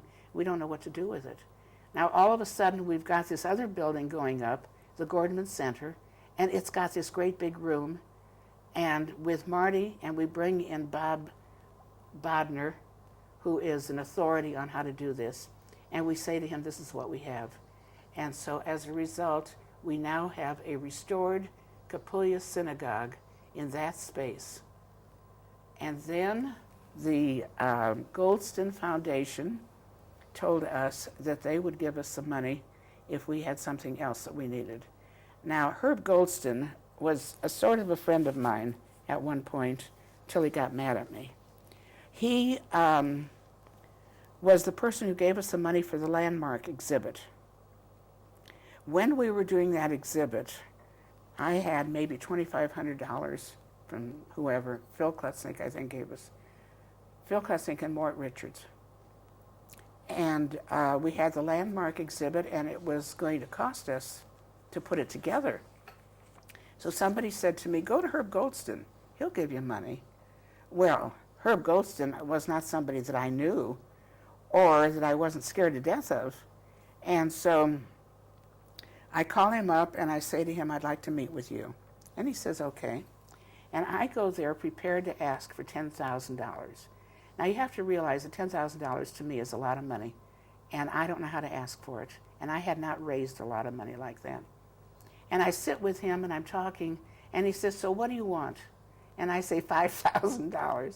I couldn't get that $10,000 out of my mouth, you know. And he says, okay. And he gave us the money, which is what put the landmark exhibit together. And then we did a tribute to him, and then I took all that stuff over to him, and he loved it all. Loved it. And then we had an exhibit on the World War I, and he had some pictures. And he gave me the pictures to use in the exhibit. So we did all that, and one day he said to me, I'd like to have my pictures back.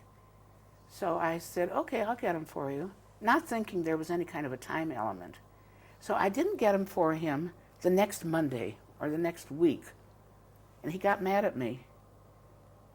And I gave him the pictures, but what he did was that he had said to me before, you're the only woman in Omaha that I would put on the foundation that I'm founding to take care of my money.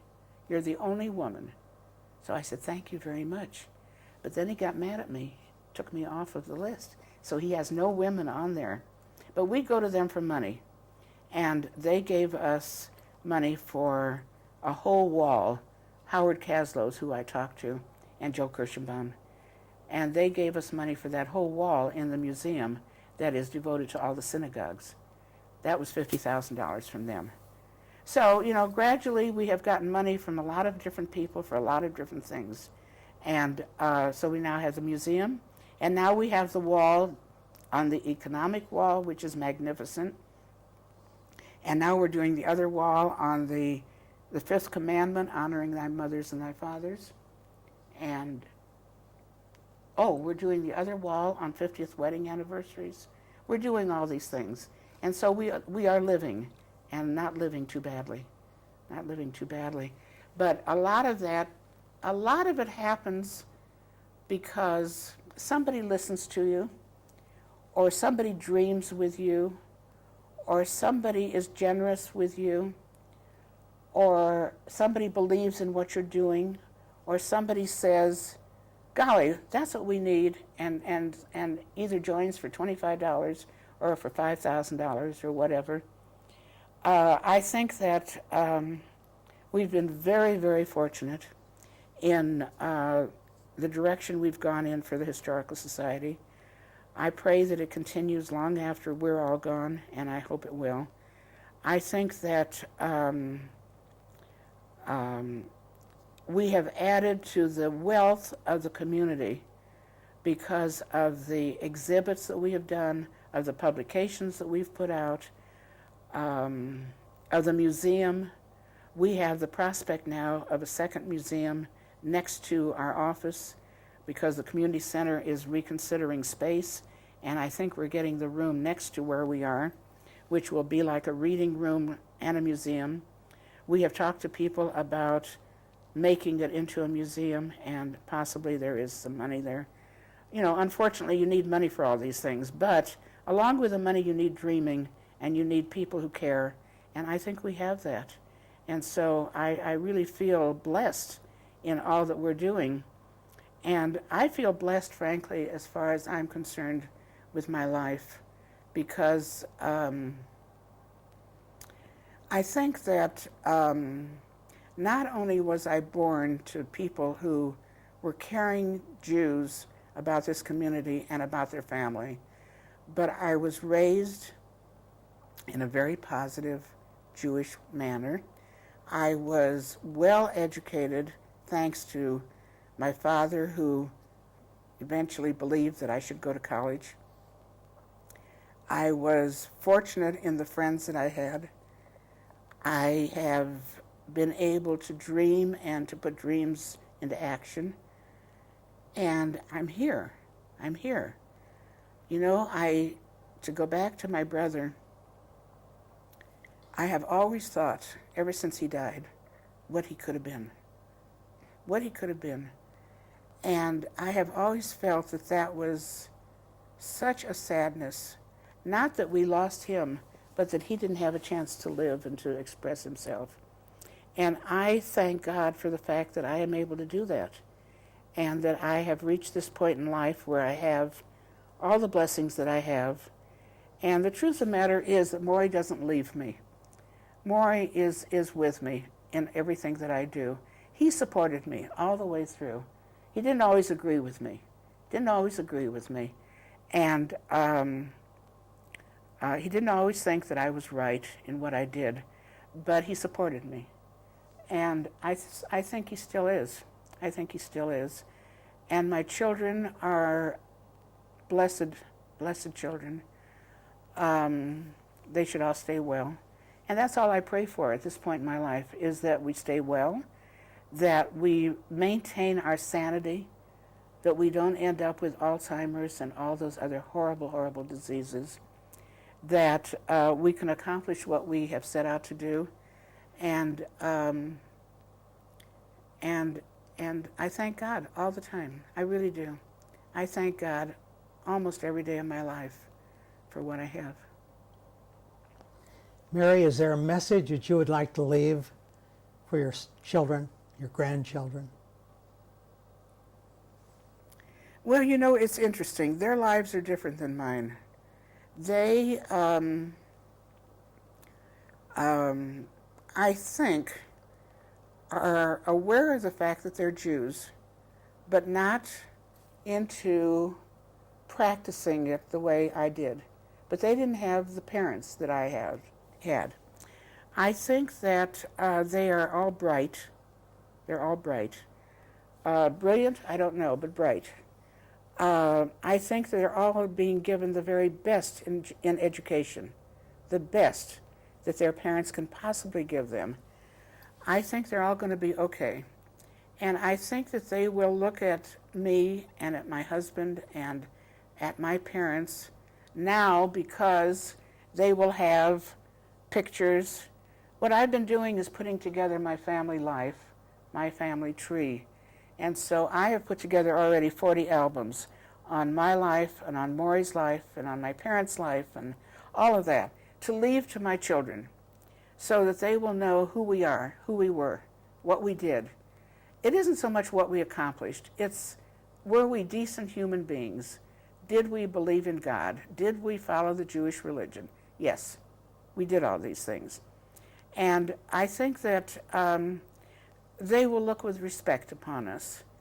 Will they adore and worship us? I don't expect that. I don't expect that. I don't even want it. I don't want it.